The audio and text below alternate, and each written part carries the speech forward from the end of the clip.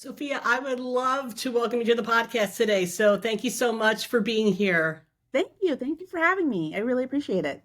We're going to kick it off by you just telling us exactly what it is that you do.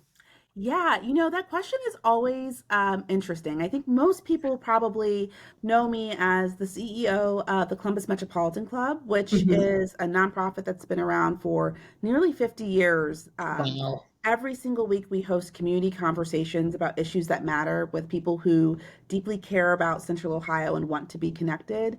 And we talk about everything from public art to the state of economic development to energy and education with individuals who care, and it's a lot of fun. But when I'm not doing the work at the Columbus Metropolitan Club, I wear a couple of different hats in the community, whether that's past chair of the Women's Fund of Central Ohio or supporting organizations like the Ohio Crime Victims Justice Center, which is the only statewide organization that supports women who have experienced sexual violence. They provide free legal services, and I don't know. I'm a mom and I'm a writer, and I love community, all things connected to civics. I was going to say, you have definitely setting forth a legacy of being involved in the community and helping others, especially women. Um, how did you start going down that path? How did you find yourself, kind of, fighting this mission? Yeah, well, my parents are immigrants from Jamaica, and service has always been a huge part of my childhood and upbringing. My parents are very religious, so service for us as a family very much was centered on participating and supporting things that were happening in our church. But honestly, I think that the biggest spark for me was competing in the Miss America Scholarship Program system. So I think Miss America is one of those icons within American culture that people are familiar with, but have no idea what actually happens behind the scenes. And that's where I really got I guess, cut my teeth or found my rhinestones in my civic journey. Love that. Yeah, I was in college at Miami University. And I wanted to start a women's organization I was, I thought it'd be helpful to have an organization focused on self-esteem. And that sounds bizarre, I feel, in 2025, but 20 plus years ago, no one was talking about self-esteem and body positivity, etc. And the woman that I met with was like, "Oh, well, why don't you just compete in Miss America?" And I was like, "That's no, That's that's not not what I'm real." talking about. But honestly, participating, I never got to the Miss America stage. I competed in their local and state competitions. But pageants really taught me one, how to advocate for myself, how to advocate for others. It's really competitive. Most pageants now have a platform, so you have to find a community or social issue, learn about it, be able to speak about it, and then also do the work. So if you're not working on legislation, if you're not starting your own organization, if you're not working with community leaders on moving it forward, then you're not an incredibly competitive contestant. And so just competing in that system really taught me a lot about service. I think that's really great because I think if anything, you had this desire to do something and then you were presented with a stage and a microphone Yeah, and had to really kind of pick a purpose. So I could see where that was like, okay, this is good. yeah, yeah. And, I think that many people there's a lot to analyze when it comes to gender norms and patriarchy around why people are willing to listen to women who have crowns on their heads versus women who do not. But I can assure you, like, I even competed as a Mrs. contestant, and I was working at the city of Columbus at the time. And I remember calling in a leadership position. I called once and said hi to an individual within a department and said, "Hi, I'm Sophia. I'm really passionate about supporting survivors of sexual assault. I'd love to be able to speak to your team about how they can better support individuals who have experienced trauma." And like, "Oh, yeah, yeah, sure. We'll get back to you." And then I was Mrs. Ohio, and I called back and they're like, "Oh my gosh, you're Mrs. Ohio? Sure, absolutely. When can we get that scheduled?" And there's a lot to unpack there as to why they said yes to Mrs. Ohio and not just me, Sophia, a concerned individual. But pageantry gave me a stage that I would have never have had as the daughter of immigrants from a relatively small town. I love that. And I loved how I think that phrase that you had said kind of in passing could be on t-shirts and mugs as far as people listening to people with crowns on their heads versus the ones that don't, because there is, like you said, it's an odd sort of power that Mhm. you were given just because of, oh, now you're somebody. It's like, we're all somebody, you know? Yes. Yeah. Yeah. So I should suggest that anybody who wants to really make a public statement, just find a crown. Any crown will do. And You could buy them at Michael's right, yeah, like, it doesn't matter. someday. That and, like, honestly, that probably that could be a whole nother conversation about why do women need crowns on their heads for people, like, why must we be shiny for people to listen to us? That's completely I'm kind of unacceptable. feeling a book title in there somewhere. Um, Yes, in my spare time. oh, you will make the time. Yes. Um, because you're just so passionate about this. So I mean, which I think is so fantastic. And I think you have, some great lessons in there as well. But I'm going to dial it back just even a little more for when you were a small child before the pageants, before you had that stage and the microphone. What did you like to do for fun that was creative or just, your feet hit the ground in the morning and you're like, this is what I'm going to spend my day. Yeah, so before social media, and the anxious generation, I spent most of my childhood outside, and outside, like in the backwoods, catching crawdads, playing make believe, like just for days. I mean, I was always a kid who appreciated art. I would find random things to decoupage, or I remember one time I also had a very wild imagination, and I found like broken pipes that were clay, and like that were popping up in our backyard, and I was like, oh. Wouldn't it be amazing to make clay jewelry? So then I took the clay dirt, Hmm. baked them in my parents' oven, and then I painted them with acrylic paint and then put nail polish over it to really like To steal it and I all in. yes, yeah.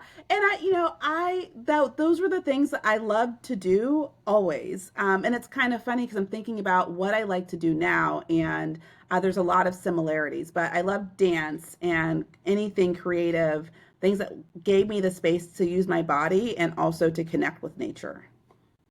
That makes it like a nice evolution from where you were, speaking about self-esteem and things like that, and now you're in a position where it's a little more arts related too. So, Yeah. um, do you feel like you've kind of come full circle, or you found a little more of a home in this spot?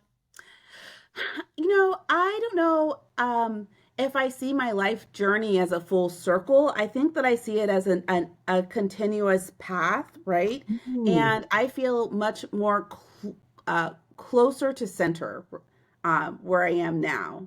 And that feels really good. And by closer to center, being the leader of an organization focused on civics and civil conversations, it is so aligned with my values and how I want to show up in the world and help other people show up in the world. That feels really good. cool, cool. You had said too that when we were off camera, when you were saying that you did like writing, which is why I kind of Yes. threw that line out about writing a book. What was it about writing that you really liked? So I will share that as a child, yes, I loved writer. I never saw myself as a strong writer though. I've really had to challenge myself. I've like, written in journals always as a kid because I just had a lot of thoughts and my mom told me sometimes the best way to get all those thoughts out is to put it in a journal. And so I wrote a lot. I never published it.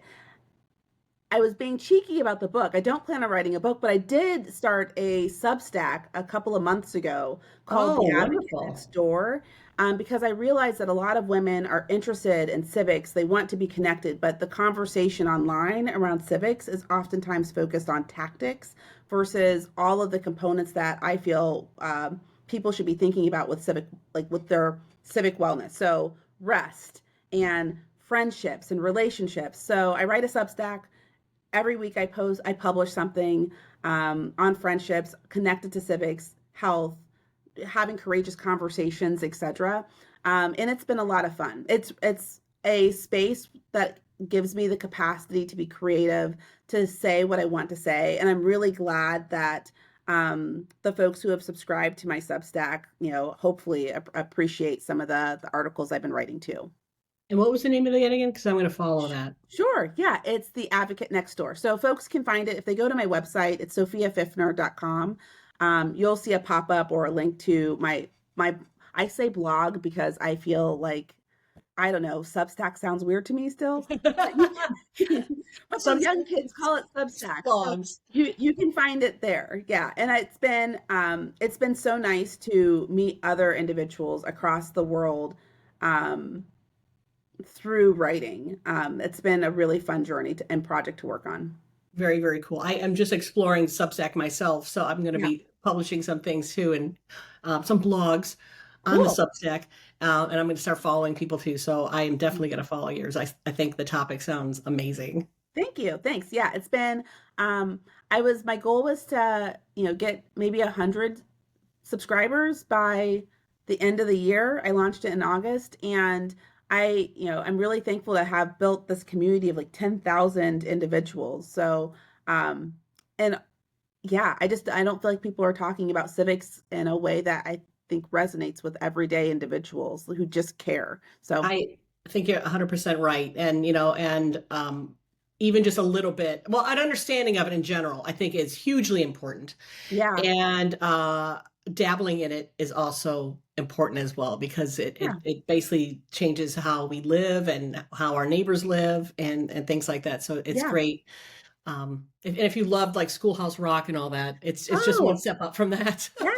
And I'll share that, like, I think one last thing I'll say about civics is that oftentimes I feel that people perceive it as this binary of voting or and volunteering. Like, and then that's it. And then when it comes to civic participation, it's like, well, I can be an activist or a massive philanthropist who's writing big checks. But if you don't see yourself in either of those roles, which I don't see myself as the activist on the streets protesting every single time there's an issue, or I live in suburbia. I am not a millionaire or anywhere close to that, but I want to give back. There just aren't enough conversations around everyday individuals who are volunteering at their kids' school, who help out at, a local nonprofit that just, makes them feel good because they write letters once a month or once a year. Whatever it Right. is, I just want people to feel really good about starting somewhere and taking Yeah. small, good steps towards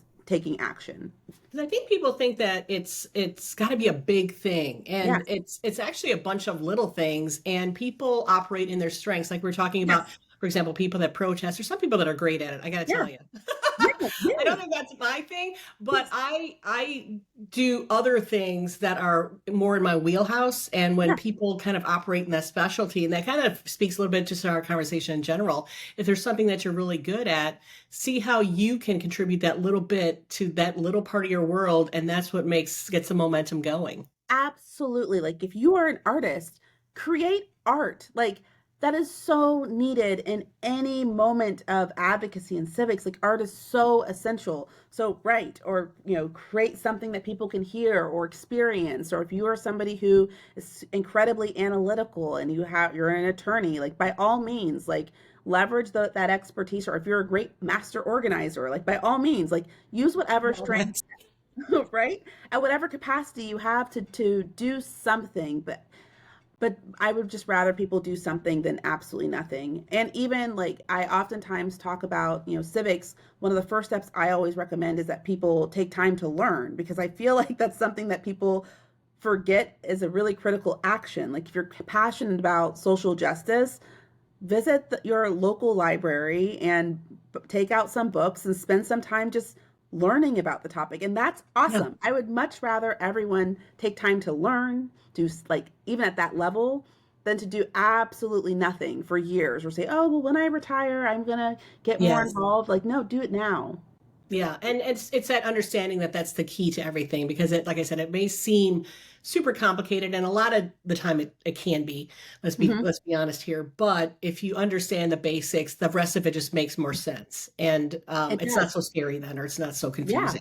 Yeah. Or you won't get burnt out. Because I also know a lot of civic leaders who just get really burnt out because, civics and community and our pluralistic society, it's not something that you flip on a light switch and all of a sudden like perfection as and I think most people realize that, but you're going to go forward and you're also going to go back. And it's that going back is, it's hard, but Yeah. Yeah. hopefully eventually we'll get to where we need to be. Exactly. And Yeah. as women, we are very familiar with that tango where it's always two Yes. steps forward, one back, a two hit, and then Yeah. back. And So two, wish that wasn't the and back. case, but like, I know. But yeah. if that's the dance, we're just gonna be tenacious and keep Right? doing it until we get Yes, what we yeah. want again. And So you have to build a muscle to feel good about, okay, if I'm passionate about gender equity, like this is a lifelong journey. It's not a sprint. This is a marathon. So yeah, I am going to build up the strength, muscles, skills so I can be an advocate for the long run, not just for one moment. awesome. I would love to know what after you're doing, you're making your little attempts in saving the world. What is it that you do to unplug from all of this that is relaxing and fun, or just kind of Yeah. gets a little escape for you? So I started a couple of years ago, this process that the best way I can describe it is a grounding practice. So every 6 to 8 weeks, I spend 24 to 48 hours in nature. So I'll find a small cabin in the woods. I mean, I prefer a cabin that doesn't have a lot of frills. So like no microwave, no Oh, television, no hot wow. tub. And I go there by myself as a solo retreat, and I spend time writing. I'll take art supplies if I can and paint. I'll go on a hike. I just got back from a 24-hour trip on Monday, and like literally, if I can just feel the earth and just like make space to breathe in air, it just centers me in a way that's incredibly helpful. Because I'm a bleeding heart. I feel deeply everything that I am taking in and supporting in community, and rest is really important for me to keep going. So that's why I'm very regimented about every 6 weeks doing something where I'm spending time recentering so I can come back out to be more impactful. I think that's brilliant. I really do. I don't know if I could rough it that much. I'm more of a glamping gal, but I love that about you that you could do that. I'm so impressed. Yeah, well, I mean, I would say that like so that's the grounding practice that works for me. Like by all means, if someone's grounding practice is that they really love getting their nails done or they really love like playing a pickup game of basketball, like whatever works for, I just think being intentional and making space for rest. And to me, solitude I think is really important, but it's not loneliness, but solitude, just Yes. really quieting your mind, especially as leaders, I think is incredibly important and has been very helpful to me. Yeah, I agree completely. When usually I get lost in painting 'cause that's kind of my Yes. thing, and I like to have kind of the music a little bit loud too, so I don't really think. I really knock out all the thinking Yes. and just focus on the doing, and that's what helps me have that break, I guess, and just that constant, Yes. trying to solve problems or trying to fix things or what have you. It's like I don't just enjoy all of just the art of all of it, the music, the action of creating something and all of that. Yeah, it's so rejuvenating. I feel like because I've found a rhythm that works for me in my life in this current chapter, like I will wake up, especially on a 2-day retreat where I literally have poetry in my head and I'm Oh, so like filled with creativity that I'm like anxious to like just like let all of that release, and it feels so good, especially the conversations that we're having as a community are serious. We're dealing with housing insecurity and transportation issues and workforce development, and if you broaden that out outside of central Ohio in our national and international conversations, they're really heavy. yeah. And I don't think that I'm the only leader who's navigating those conversations. From the gatherings that we host every week, I can say with confidence, every leader, regardless of industry, has a lot on their mind with all of the uncertainty that currently exists. And having the moment to rest has been really, really helpful. And I've also learned from other leaders that they try to participate in that as well, or some creative outlet to recenter themselves. And having gone to a few of the events that you put on, there is something about being in a room full of people that are kind of, they're buying into the mission. It's like, let's make a change. Let's do this. This is something that I believe in. So that has to be kind of Yeah. uplifting for you. It is. I mean, one of the things that I hope, as we think about our next chapter for the Columbus Metropolitan Club is one, how do we activate more individuals to participate in community building? And community building for us is being connected and informed. So, how do we tell the story of Columbus with as many people as possible? Because I think that for those who don't know Columbus well, there's so many people who care deeply, who are good people, who are running small businesses, large corporations, working in government, working in arts, working in the nonprofit sector, who really care about their neighbors and Hmm. want to work together to make this space a place where all people can thrive.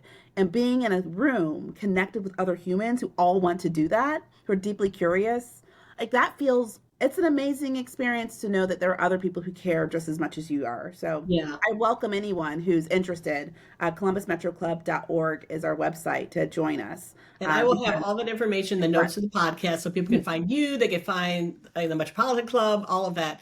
But as you were describing that whole room full of people, it makes me think of like just all the cogs in a machine, Yeah. where each part of that, each cog is different, but they all work together for a single purpose, which is really amazing. And that goes back to just kind of knowing what your specialty is. You can't do everything, but you are an important cog in the machine of it all working. Yeah, I taught a class at OSU this past semester focused on it's called nonprofit organizing and social justice, which sounds really cool, but really the class was like Civics 101. But Civics 101 does not sound as cool as Yeah. that title. But what I shared with my students was that, in Columbus and in every community, like social capital matters, your relationships really matter, and being able to see the bigger picture of how all of these, as you were sharing, the cogs within a community work together to get things done is really important if you're going to be effective, because then you can know what are my strengths and how can I support this system that's currently working or not working, right? I think it's really important, and that's one of the amazing parts of the Columbus Metropolitan Club, being able to we every week attempt our best to bring all those folks together. Fantastic. And if I remember correctly, the club also has memberships too that Yeah. you okay. Yes. Yeah. Yeah. So folks can, anybody can participate. You don't have to be a Right. member to participate in any of our conversations, both in person and online. But if folks want to invest in our mission, participating in a membership just gives them greater access to our content and the conversations that we're having. And you might need that boost, and knowing that you have a membership is going to keep you going. I mean, I feel, we're thinking about this next chapter. I think one of the reasons why the board gave me the opportunity to lead the Columbus Metropolitan Club is because I really want to transform the organization and reach as many people as possible. And to do that, like we've been really thoughtful about our strategic plan. I feel like we need like I'm making this up, but I feel like that especially now in a time when our country is so polarized, when there's so much fear about the people that we don't know, Right. how great is it to say, nope, actually I am a member of the Columbus Metropolitan Club. I believe in civility, I believe in community, I believe in working together to get things done. I believe that we all play a role, public, private, nonprofit, in solving our community's biggest issues. And I'm willing to put my stake in the ground to say, yes, this is who Columbus is. I Nice. think that's really cool. So I'm I do excited too. about our future. I do too. Um, we've talked about creativity and kind of getting into that space of curiosity and things like that. How do and you clearly do that. Like, let's just say you go to the cabin for a little bit. How do you apply all that back to your job? Yeah. So for me, having space to just think, right, to clear my brain gives me the capacity to see things from a 500 or a 5,000 foot view. Um, when I'm on a retreat, well, one, I'll say not just when I'm retreating every 6 weeks. Like I'm a voracious reader. I like to read as much as possible, and I'm really nerdy, so I give myself a curriculum every year of like what I'm going to study or really dive into for the year. Um, so having the space and time to rest gives my brain the capacity to absorb all that knowledge and then apply it to the work that we're doing in my professional life or in the advocacy that I do or in the writing that I do. It helps me connect the dots, which I think everyone needs. And when I say leader, I want to be really clear. I'm not saying leader in that you must be a CEO, a president of a company to be a leader. I see leadership as, the parent who is the primary parent who stays at home, the retiree who is figuring out what their next chapter is. We're all leaders in some way or shape or form. And we all need to be able to, one, digest information, be able to connect the dots, and figure out how do we leverage our strengths and talents to be as effective as we possibly can.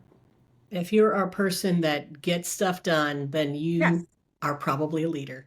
Yes, yes, right? Like if you get things done and you give a damn, you are a leader. Like, and I want, that's why rest, creativity, all these things are so critical to supporting that framework of you being a better and more effective person in community. I have to ask, just really quickly, on your list of books that you read for the year, do you ever throw in any fiction? No, I have a really hard time with fiction. I mean, I probably read one or two pieces of fiction a year. Because my brain automatically goes to, can this happen in real life? Did this happen in real life? What are the statistics around this? If this did happen in real life, what are the probability? Like, I want to know all the history, the That's details, so and the data cool. behind it. I did just reread George Orwell's 1984. Oh, see, that's Um, really heavy though. Is it fiction? I mean, really, is it fiction? I mean, I was a little concerned about the parallels between what's happening in real life and what was happening in this book, but that's the type of fiction that I typically read. It's probably going to cover something that has a very heavy undertone. I also Yeah, read yeah. The Vanishing Half. A Oh, couple, that's a good one. yeah, it was really good. But again, my brain just goes to, is this, could that, like, what are the real life stories that have, like, right? So, Yeah, yeah. Oh, that's so funny. That's so funny. yes. I like to indulge occasionally just by going on the bestseller list and saying, "What's everybody else reading?" And I Yes. swear, I was halfway through a book, and then suddenly I'm like, "Wait a second, am I reading a rom com? I think I'm reading Yes. a rom com." Yeah. It's, it's funny. I think, But it was yeah, like candy. I mean, yeah. Yeah. I really do wish that I could enjoy fiction more. And I think that there is this level. I mean, honestly, I just rediscovered this passion passion for reading. As a kid and even as an adult, I really struggled with um, letters moving around on the page or like transposing word numbers. I probably should see if I was am dyslexic, but I read and listen to audiobooks at the same time because it really helps me get through books more thoughtfully. Um, Mhm. but I feel like there's also, as I'm discovering and talking about books, this like snobbery around reading. Like if you read fiction versus nonfiction, I want to be really clear. I think all reading is fabulous, Yeah, yeah, yeah. whatever you read. I also like children's books a lot. Oh, I have a 8 and 4 year old in my home, but I would still buy those books regardless because I yeah. just love seeing the life stories and how we're presenting information in the purest, most basic form. I think that that's really fun. What's great about you get to kind of cheat when you have kids and say, "Oh, I'm reading children's books," is that I really get lost in the illustration too. It's like there Yes. are some amazing Yeah. illustrators out there, and when they do children's books, I'm like, this is like a whole experience of the senses. Right? I love it. I mean, and I love it so much that in our home, my youngest daughter, her nursery was one of those rooms that are just you can probably put a twin bed in, but not much else. And Hmm. so we decided to put the kids in bunk beds and redo this room as the reading room. So my Oh, father built bookshelves like on all of the walls. So just like how you present at a library. And so you walk in, there's all, yeah, I try to change it out seasonally based off of if there's a holiday or if it's election day with relevant books. But uh-huh. I love the art that is on the walls. which is children's literature. I love that so much. And Mhm. I have absolutely loved this conversation. It was so fun, but also super informative too. And I will have all your information in the notes to the podcast, like I said, because I do think people would love to know more about the Metropolitan Club and about your Substack blog and all that sort of stuff. But most of all, I just really want to thank you for your time today. This was such a great conversation, and I love that I get to know you more. Thank you. Thank you for having me.